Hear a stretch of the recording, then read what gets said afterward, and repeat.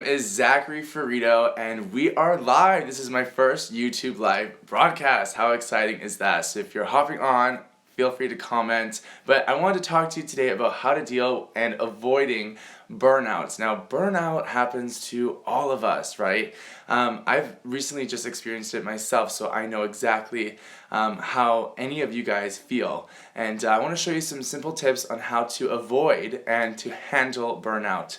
And I think, especially because I'm doing this on a Saturday morning, the weekends are so important for relaxation and rest and to just reset your mind.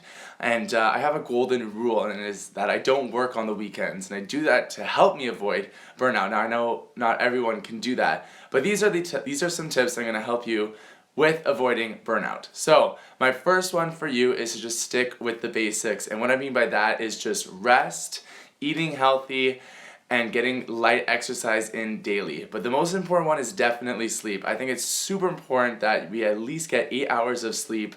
As we all know, if you get a bad night's worth of sleep, you are just a cranky person and you hate the world, you hate life, you hate your job, you hate everything about yourself because you only got 3 hours of sleep, 4 hours of sleep. So we all know that you sometimes can be a jerk if you don't get enough Z's. So make sure that you're sleeping.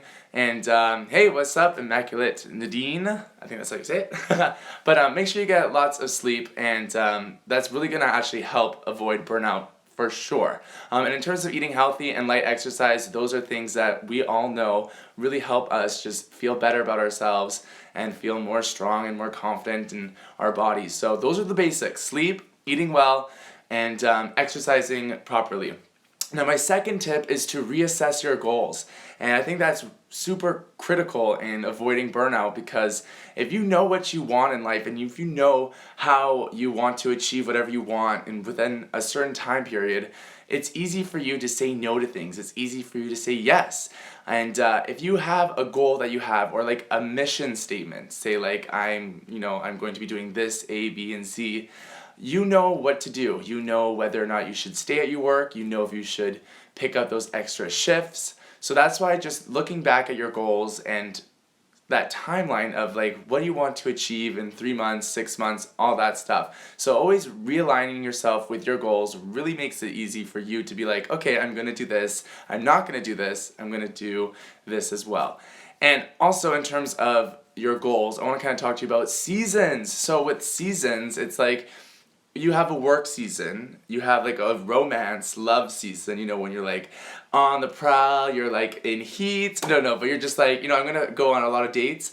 You have a season, a month, and then you have a month of friendship and family, and you're I'm gonna spend all this time, with my friends and family, and then you have at school, a season of education where oh, I gotta go do some extra classes at the college or whatever that. So those are seasons, and that can totally apply to your life. So if you know that you're in a season of work, then you know that you have to realign your goals with that. Or if you're in a season of romance, you can kind of be okay, I really want to just put myself out there, go on dates, go out partying. So those are those seasons, and I always like to remind you guys that, because I think it's really important to be oh yeah, seasons. Just think summer, fall, spring. Your life is a season, so remember that.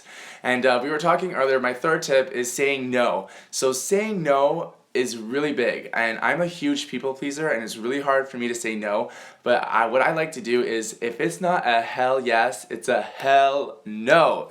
Amen and preach. Can I get some thumbs up in here? So if it is not a hell yes, it is a hell no. And let me tell you, you know when you should say yes to something, and you know when you should say no to something. You just have that inner gut feeling, you're oh, I really should be saying yes, why am I saying yes? And we have all been there when we're just yeah, I'll be there, I'll come help support you, and then as soon as you say that, you instantly feel you're just oh my god, I shouldn't, in your head you're I shouldn't have said that, oh no, I don't want to do it, oh god.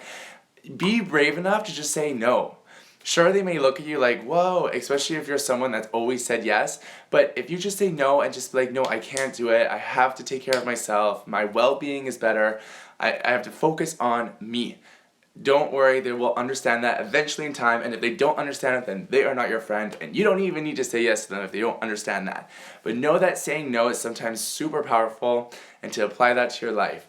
And then my last tip for you is to just reschedule everything. You need to be an organized person to not have burnouts, right? You need to know when you're working, you need to know when you're gonna break this time to answer emails, to answer your phone, to view all that work patterns, when you're not gonna look at your emails from work, all that stuff. If you set a schedule saying, okay, I'm gonna check my email once every 3 hours. That's great, but if you're constantly on your phone and you're constantly taking calls, like you're gonna feel that stress throughout the day because you're constantly just bringing it back towards you, and you're just like, I need to simmer down now.